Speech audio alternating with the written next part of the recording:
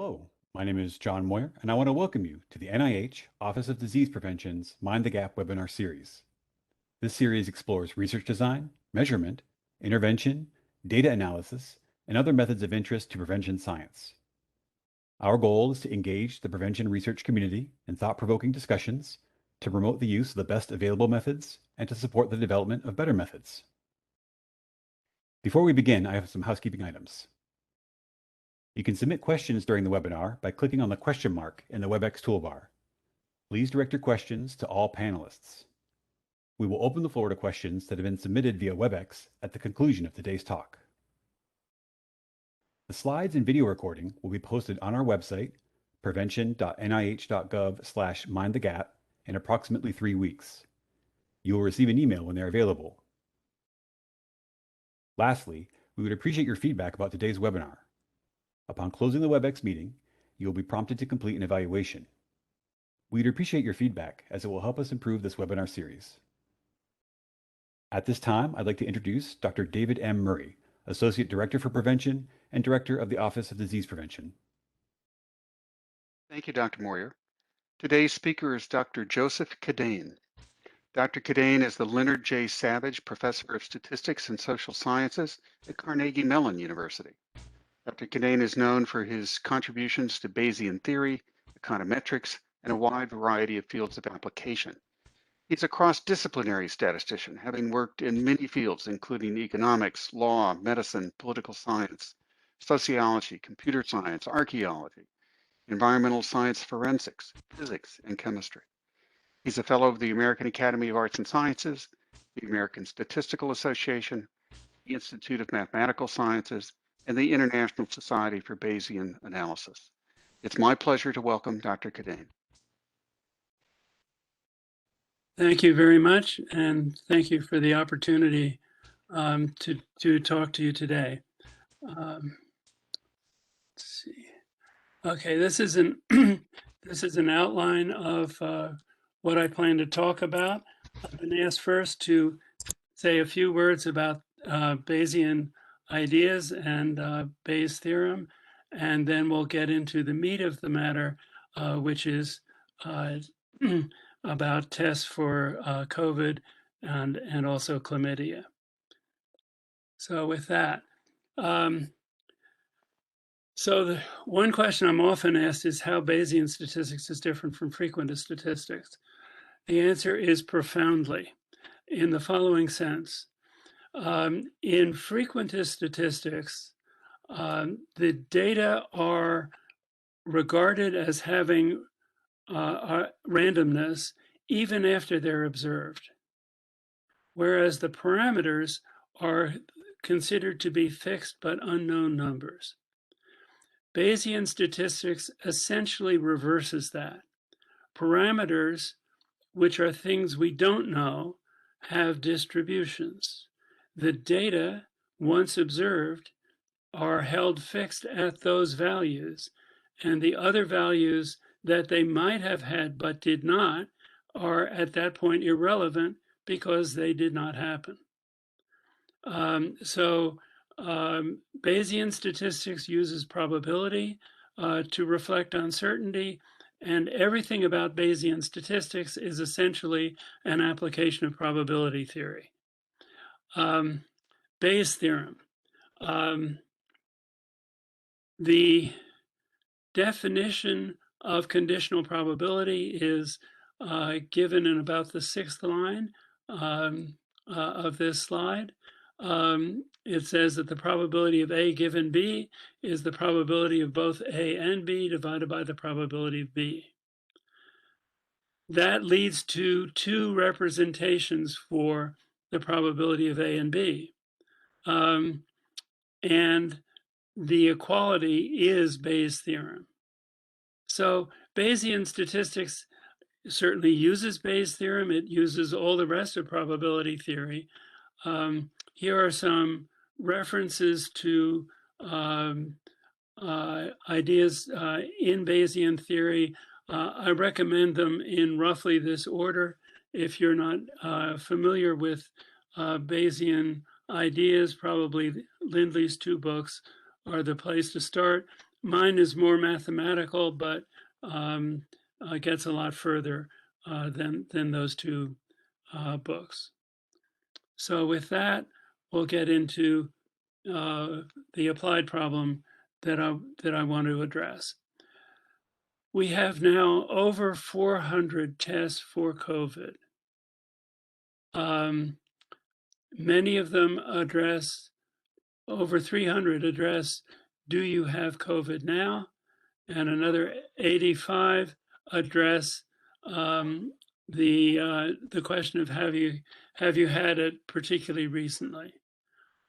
The problem is that we don't know how good they are. That's usually measured by sensitivity and specificity. Sensitivity, the probability that a person with the disease will test positive, and specificity is the reverse, that a problem without the disease will test negative. One would like both those numbers to be nearly 1, but of course, in real life, they aren't.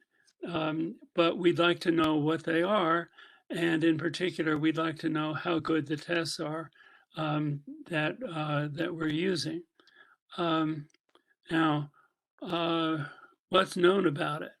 Well, my understanding is that the FDA gives emergency use authorization on the basis of in vitro testing. That's testing in the lab, but in vivo, in actual practice, is what's more important. There was a Lancet letter that criticized manufacturing claims for these tests. That'll be included in the references at the end. Now, why does it matter? Well, at the individual level, if you're given a false negative test, that is, you're told you do not have the COVID, but you really do, two things happen. First, you are then in a position to unknowingly spread it to others. And you are also not thinking that you need treatment. So false negatives are a real problem. False positives are also a problem in that you're supposed to quarantine for various numbers, 5 days, 10 days, whatever. And so that can really disrupt your life with a false positive test. Furthermore, you're worried about your health needlessly.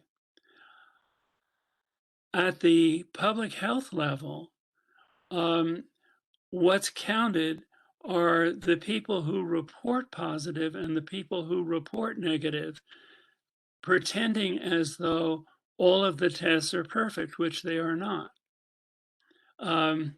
There was an incident, I guess, a year ago, November, where Elon Musk was tested 4 times the same day with the same test, the same nurse, the same machine, and got back 2 positives and 2 negatives. Well, that's not impressive. Well, in the sense it is impressive, but it's impressive in the sense that it says the test that he was using can't be perfectly sensitive and perfectly specific either. So make of that what you will, but it's an indication of the kind of problem that people may have, and where they're given only one test, they have no way of knowing.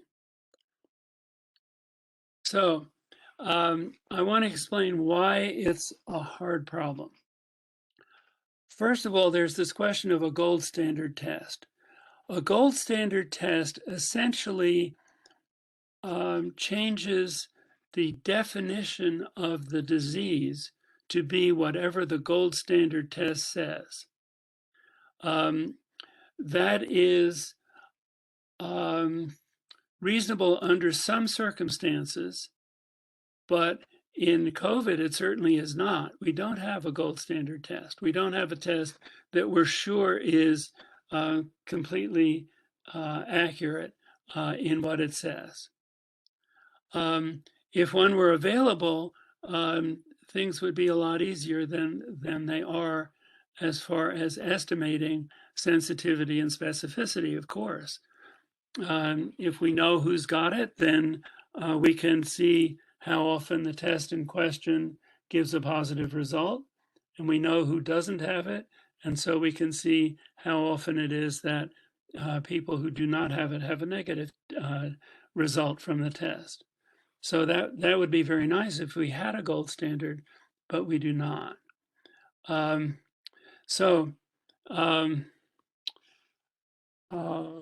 What if we don't know the disease status of each individual and we don't know the sensitivities and specificities?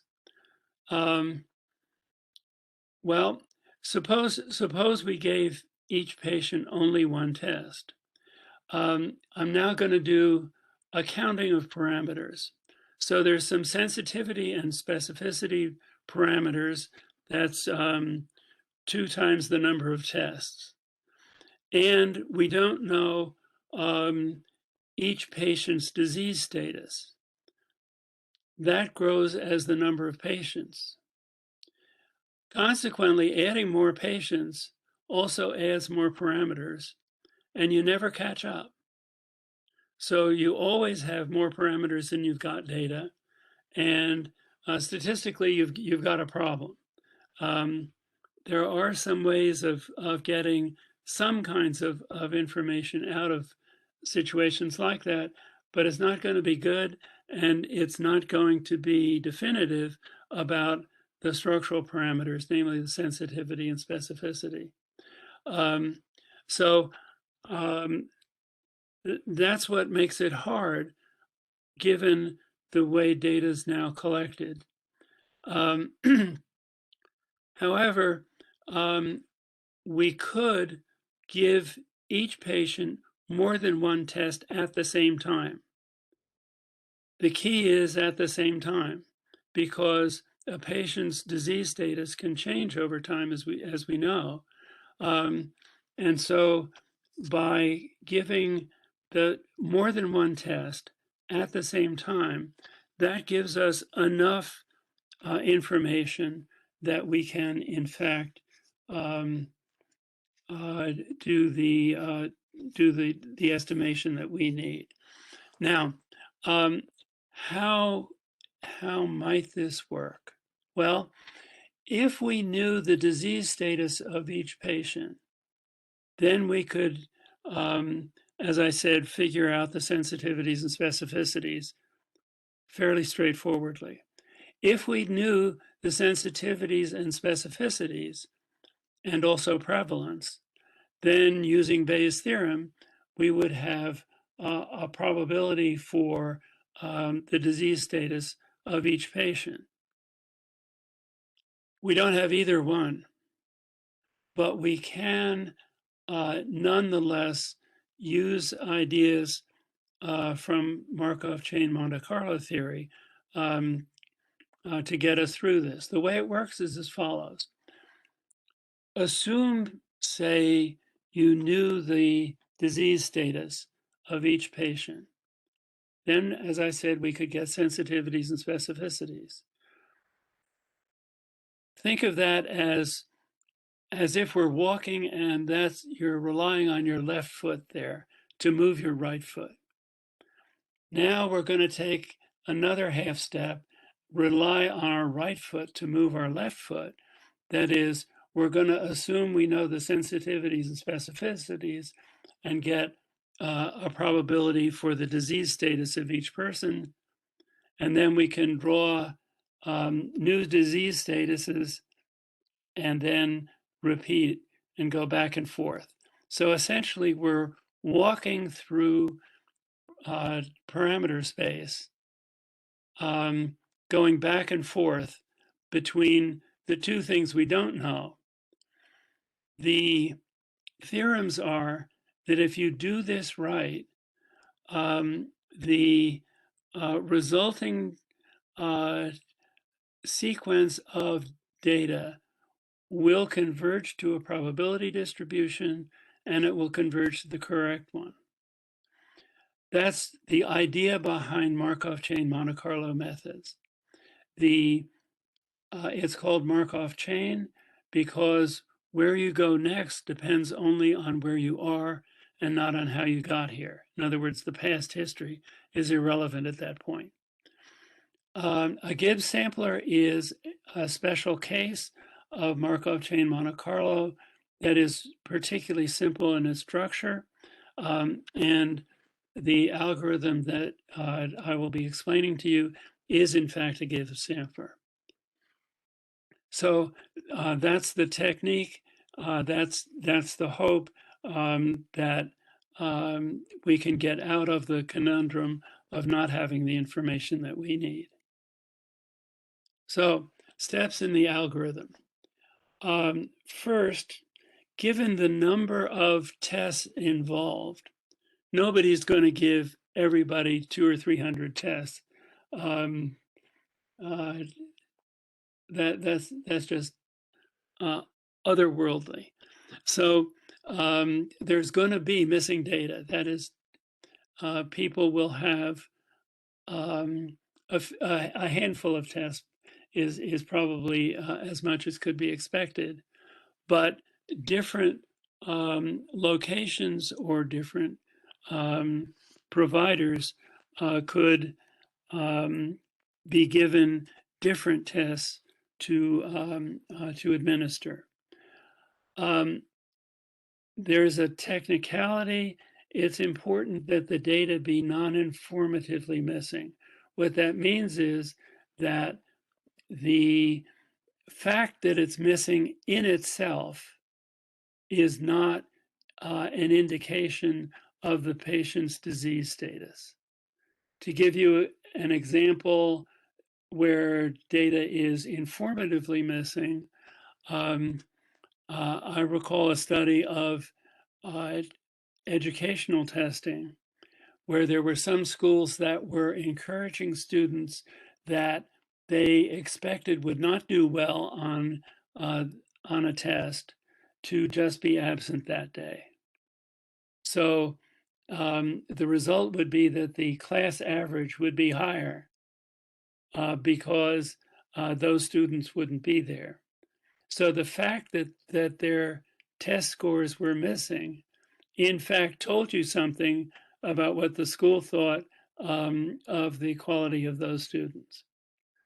That's not the case here because presumably the tests would be assigned by design and therefore have nothing to do with whether the specific patient has or does not have the disease. But missing data can be simulated with a multinomial distribution on the missing data, conditional on disease status and the observed data. This is data augmentation. So it means that what's regarded as the data, that is the full set of data, including both what is observed and what is simulated, will change with each iteration. That is each step in the process. So the first draw of random data, if you like, or random filling in for parameters that are missing, and missing data, we don't know their value, and so they are parameters in this perspective. That's the first step of the algorithm. Then once we have complete data, there will be, we can simulate the disease status of each patient. Really what we do is we, of the number of patients who have particular outcomes, either real or simulated, on each of the T tests. There'll be some number of those. Some of them will be simulated positive, some negative. It's only the number really that count, and not specifically for each for each patient. So given those parameters, we can simulate disease statuses.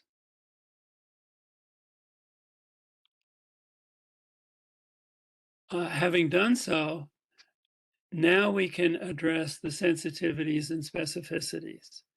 The case that I'll talk about first is where each sensitivity and specificity is believed to be independent of each other one. Then within an iteration, one can, these are going to be Bernoulli random variables. So beta priors will lead beta posteriors, and it's all very simple. It's essentially the frequencies modified just a little bit. Okay, the more complicated case is possibly dependent cases, tests. So here, the way I'm imagining it is that there are groups of tests that might reasonably have correlated sensitivities or specificities. I'll assume independence between these groups, but not within a group. So medical knowledge would come in there very strongly. So the result is that there's a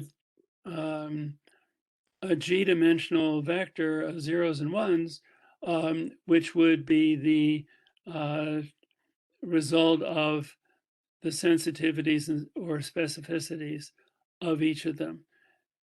This is a space of size 2 to the G. If G is large, this can be a very big problem. But it's completely general as to the nature of the dependence. Any dependence can be reflected this way. And one can put a Dirichlet prior on this space. That's simply a generalization of beta priors. So we can handle dependent tests in this way. Now,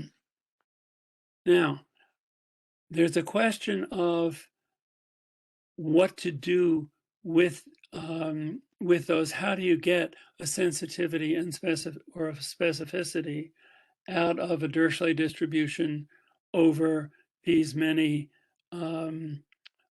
possibilities? Well, you essentially add them up. This was proposed by Olkin and Tricolinos. They were trying to do work on this analytically and found that it was really complicated, even for as few as a group of size 3. But that's not necessary here because one is simulating. And under simulation, you don't need to do a complicated integral. So it is much simpler using a simulation than it is directly trying to get the constants that would be necessary for the distributions themselves. Okay, prevalence. Once you know the probability of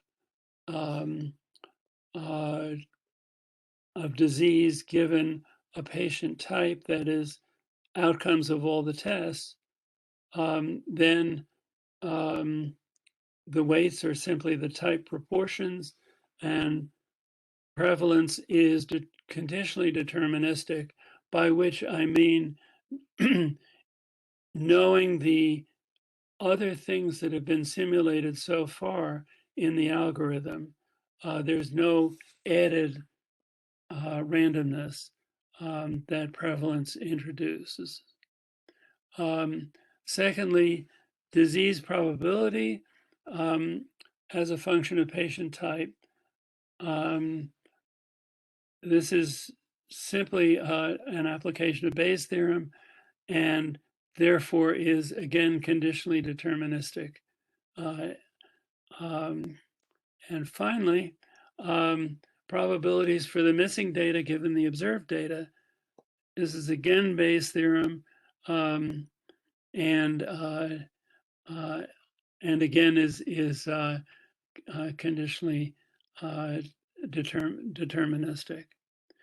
But you'll observe that we're now back where we can start the next iteration of the algorithm. So characteristics of this algorithm. First of all, there are 3 random draws for missing data, for disease status, and for sensitivity and specificity, whether independence is assumed or isn't. And then there are 3 deterministic consequences: the prevalence, the disease probabilities, and the probabilities for the missing data. And once those are available, then one can start the algorithm again with new fillings in of the missing data and so on. So it iterates again and again. Before I leave this, this is a Gibbs sampler, and as I said, it's expected to converge. I don't have data on subjects who are given several tests at the same time. However, there's another disease for which I do have such data, and here it is. This may be hard to see, I'm sorry. There are 4 tests here. They are a 2 chain reaction test, 1 and 2. Test 3 is a polymer chain, is a probe, DNA probe, and test 4 is a culture. The reputation of these tests for chlamydia are that the first 2 are supposed to have high sensitivity and lower specificity. The latter 2 are supposed to have high specificity but low sensitivity. We'll see whether the analysis that comes from the algorithm that I've just proposed sustains those beliefs. Now, you'll notice also that there's no missing data here. So the filling in of missing data is not necessary for this application. Also, it's worthwhile seeing, if you can, that the vast majority of patients, some 85% of them, are negative on all 4 tests. And the next largest group, almost 6%, are positive on all 4 tests. But it's really from the ones in the middle that we'll be learning how the tests differ. Okay, so here are the formal names of them. And we just call them tests 1 to 4. Okay, now here's the first output, which is prevalence. So in the first iteration, the prevalence was 0.099. In the second one, it is 0.101, and then it settles down to be essentially 10% the whole way. This is almost no variation. So it suggests that the algorithm is settling down very quickly. I hope you can see these numbers. Okay, these are going to be even harder to look at. These are each of the 16 types of patient distinguished by positive and negative tests. And what I've done in the right-hand column is given a rough summary of them. Many of them are 1 or close to 1. Many of them are 0 or close to 0. And one of them is in between, as you'll see. So this is just from the first 10 iterations. But here's a way of picturing them. What's in the circles is those tests that were positive. Thus, for example, this number 1 that's green on the left means that test 1 was positive, but tests 2, 3, and 4 were negative for patients of this type. So there are 16 types. Essentially, this is a 4-dimensional cube, flattened. Lines connect outcomes that differ by only one test result. So the green ones are the ones where the probability of the people having chlamydia is less than 10%. The red ones are greater than 90%. And this one yellow one is 15% in between. So what this is saying is that for the first, second, and third tests, if you have only that test positive and the others negative, we don't think you've got the disease. Even if you have both the first and second tests positive, namely this 1-2 node, but the rest negative, we don't think you have the disease. However, if the fourth test is positive, you've got a 15% chance. And any additional positive test makes us almost certain that you've got the disease. So green spots don't need to be treated. Red spots do need to be treated. The yellow spot, maybe, maybe not. But it's also a hint that the fourth test is more powerful than the other 3, has more information in it. And we'll see more about that in just a second. Okay, moving on. These are the sensitivities. And again, what we find is that the first 2 tests have rough sensitivities like 97%. The third test has low sensitivity as expected of 82%, but the fourth test, the culture test, has 95% sensitivity, which is higher than had been expected. These are the specificities. Again, the first 2 tests have specificities that are in the roughly 85% range, and the other 2 tests have very high specificities, around 99%. So what this means is that of these tests, the fourth one, the culture test, has excellent specificity and excellent sensitivity. So that was unexpected given the previous literature on these chlamydia tests. So conclusions. The algorithm gives reasonable results quickly in situations anticipated to be more like COVID-19, where there's a lot of missing data. There will be much more variability, and so one would have to run the algorithm much longer and use software geared to analyzing results from such a sampler. But for the chlamydia application, it seemed to me that that was like using a steamroller to iron a handkerchief. It was just much more machinery than was necessary. What the big messages were obvious in the first 10 iterations. Okay, and so then the question is,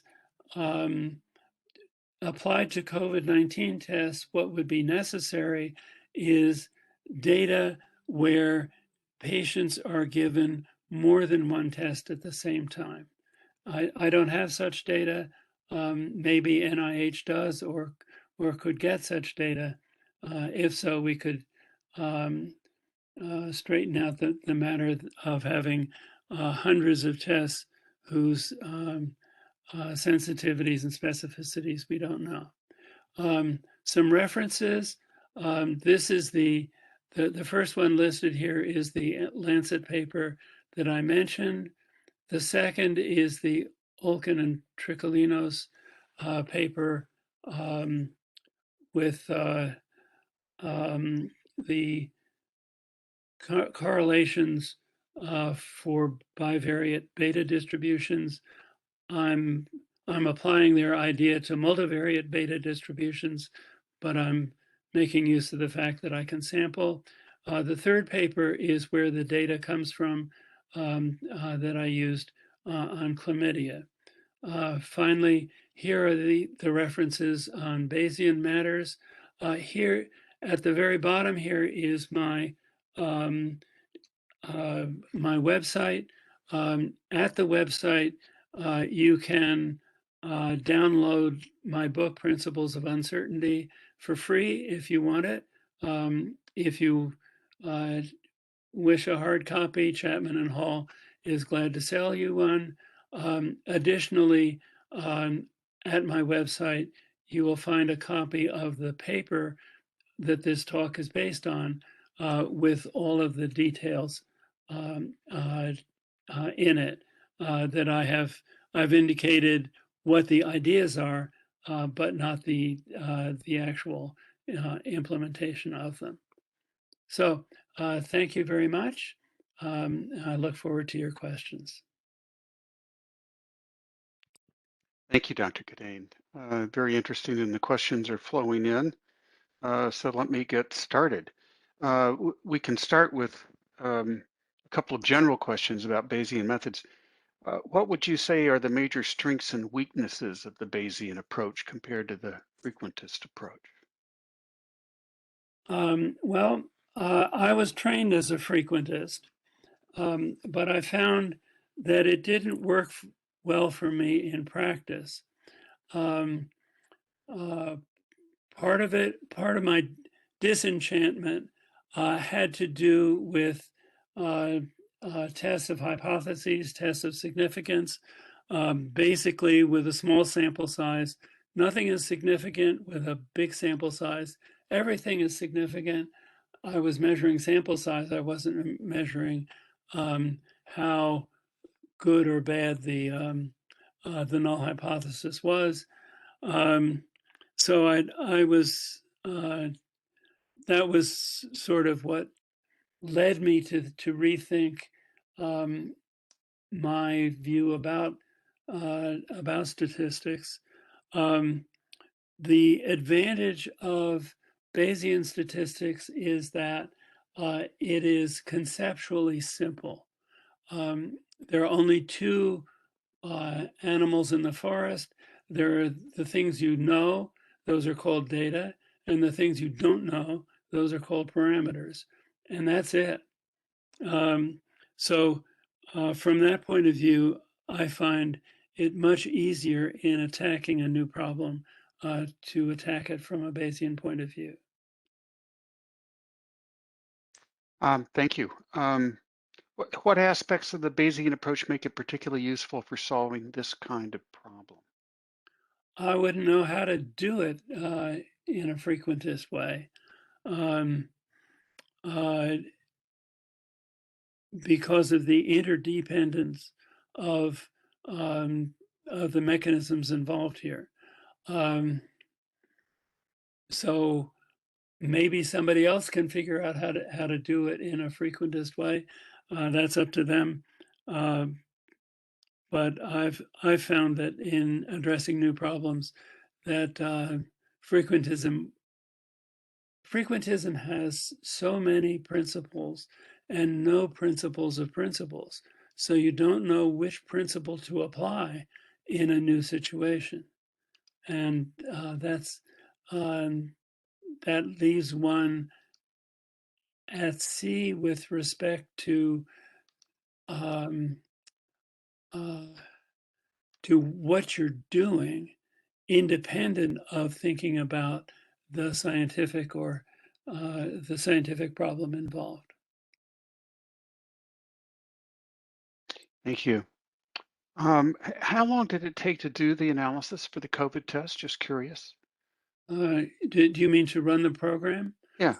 Oh, Are running we the, talking about milliseconds? Or are we talking about days? we're talking about not enough time to have a sip of water between pressing the button and getting the answers. That's quick enough. What other data would have helped in this particular application? I think the answer is going to be having data or results for more than one test on each participant. That's right. That's certain in its application to COVID. Yes, that's exactly what I need. And how many tests do you need for your algorithm? And would you prefer that they differ in their technical approach? For example, for this kind of thing, PCR, ELISA, cell culture, there are many different approaches.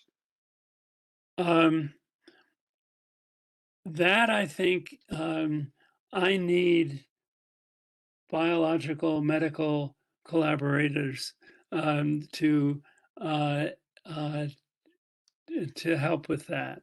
Um, from my point of view, um, there's a sense in which these are just um, generators of ones and zeros, one meaning a positive result and zero meaning a negative result of a test. So I'm agnostic uh, about the nature of the test, but it applies to, in principle to uh, every disease situation where you have binary tests. Um, a question from a member of the audience. Would this be applicable to sequential antigen testing in COVID-19 as a predictor for PCR if we consider the PCR to be the gold standard? Okay, so by sequential testing, you mean testing the same person Repeatedly. repeatedly. Okay. Um, it would be an extension of it in that then one would need to model how one expects the change over time to be reflected in the results of the tests. So it would be more complicated in that sense, but it certainly could be done. Could you use stored samples? So there are lots of labs that have stored samples. It wasn't clear to me whether the tests needed to be done at the same time on the same person, or if you could have stored samples reflecting different times on the different tests on the same person over time. Stored samples suggest that you're doing uh, in vitro work rather than in vivo work. And what I'm suggesting is that it's time for our view of how good these tests are to move to an in vivo situation. There are I, lots of things that happen um, living, wiggling patients that don't happen in the lab. So that's that's the point of view that I'm taking about testing. Okay. I think, in fact, the point was, okay, there's stored samples, and you could pull them out, and using those samples, apply for antigen tests. And you're right, that would be in vitro, not in vivo. So I think that was the point. You considered possibly dependent tests, allowing dependence within groups. Wouldn't all the tests for the same outcome, though, be correlated, be dependent in some way? Well, remember, this is already when you're talking about sensitivity and specificity, you have conditioned on whether the patient has or does not have the disease. So conditionally independence is a lot easier to defend than unconditional independence. A question from one of our statisticians here at NIH. It seems that you need some conditional independence between the tests.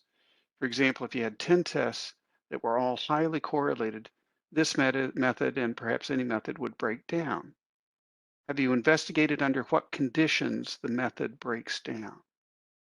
Oh, it is certainly the case that if you're not willing to assume any independence in sensitivities or specificities, and you're using this very general model of dependence, then you're not going to be able to get very far because there is nothing, no information that you are bringing um, to the calculation of disease statuses other than simply the full vector of outcomes for that patient.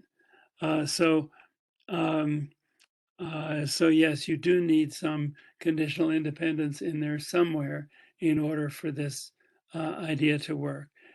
The alternative is to give up on the complete arbitrariness of dependence when it's assumed, that is, that you can model dependence more strictly. That's a different approach than the one I've taken. How do we take into account, for the purpose of determining test performance, that many screening programs are specific for symptomatic populations Mm. rather than general screening populations? Does that affect your algorithm being a non-random population? No.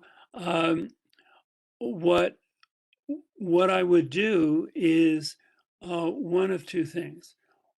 One way of handling that would be, say, if one wants to just distinguish symptomatic from asymptomatic patients, one could have two prevalences, one for each of those two groups. On the other hand, if one wanted to get down to what symptoms lead one to think that somebody is symptomatic, those could be regarded as new tests. That is, somebody either reports exhaustion or doesn't report exhaustion. Someone has low oxygen in their blood or doesn't, and so on. And those could be regarded as tests as well, and the same kind of algorithm applied. A follow-up question from the same person.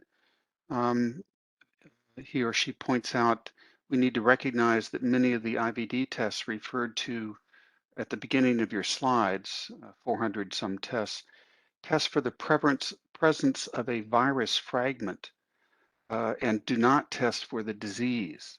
They are only meant to predict that virus is present. Is that an issue? Well, is it an issue? Let's see. They are being used as tests for COVID. The particular mechanism that they're looking for is the one specified in the question.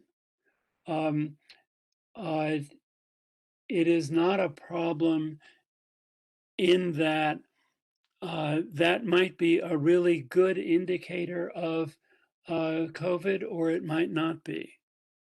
On the other hand, it could be that such tests could be used for looking for other viruses and so on.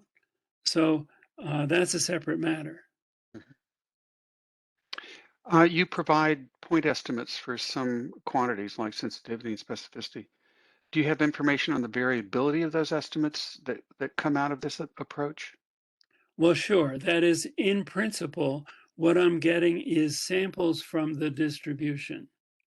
I was doing at the end of that analysis very quick and dirty uh, analysis just to see roughly where were things going.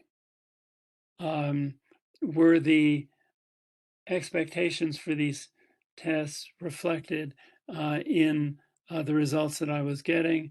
The answer was yes for most of them, no for the one that I mentioned, the culture test. But yes, in principle, what one is getting is correlated samples from the posterior distributions. I believe you mentioned that you have published a paper on the uh, methods and results that you got with the COVID testing. Did I hear that correctly? Um, no, I didn't say that, and it's not true. Okay.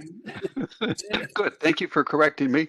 right, I wasn't sure if I heard that correctly. right. There is a draft paper which is available at my website. Okay. That's what I heard. Right, And but is, I should explain that this whole thing got started because I'm sitting at my dining room table with a blank pad of paper, thinking about, is there some way I can contribute to the national effort about COVID? And a friend of mine who's the county medical examiner mentioned, we've got all these tests and we have no idea how good they are. And so I set myself the project of, well, how would I go about finding out how good they are? And that's where this came from. It has no sponsorship. There are no uh, there are no financial implications here whatsoever. It's just something I did. one of the things that we've wrestled with these tests and certainly more generally is the emergence of different variants of the coronavirus. Mhm. And there's been a lot of chatter yeah, since Omicron appeared that some of these tests weren't as sensitive to Omicron as they were to um, earlier variants like Delta and so forth. Um, could your approach what how would your approach deal with that possibility? Would you need to do the testing or the analysis specific to patients who had a particular variant, or is there a way to analyze a heterogeneous sample? Can you comment on that? Well, let's see.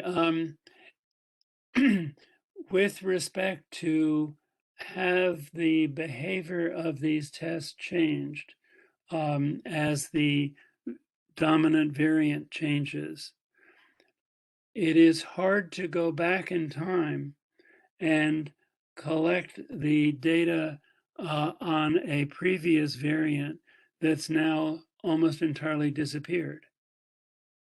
So the only thing one could do is collect data on the variant that is prevalent now, which is Omicron. So I don't see how to address that question. Well, let's say an organization like NIH had data for multiple tests on a whole bunch of people before Omicron appeared. And more recently, they have data, they have results from a bunch of tests on a whole lot of people after Omicron was dominant. Wouldn't that give you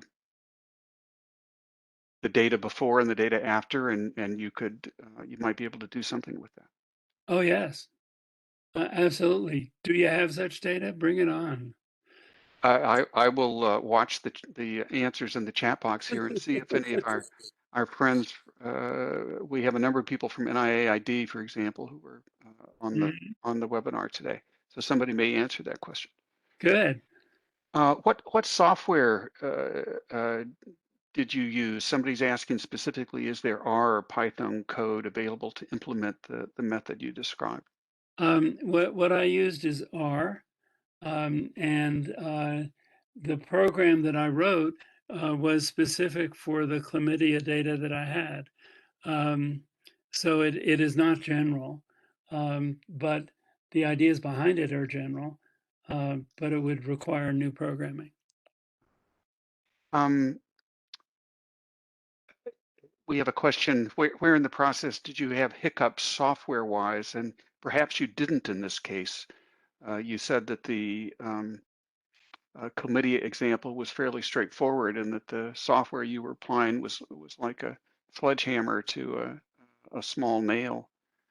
So maybe there weren't hiccups, but are there places where the software might struggle? Well, there are, the software is very good. Were there mistakes along the way in doing this? Oh, yes, there certainly were, but they were mistakes that came from my head rather than from the software. Software did brilliantly. If one had a very big problem, one might want to think about, say, distributed computing, and there are places along the way, particularly in the updating for missing data, where distributed computing could certainly be used. But I had no such problems in the chlamydia data. It was very fast. Mm-hmm.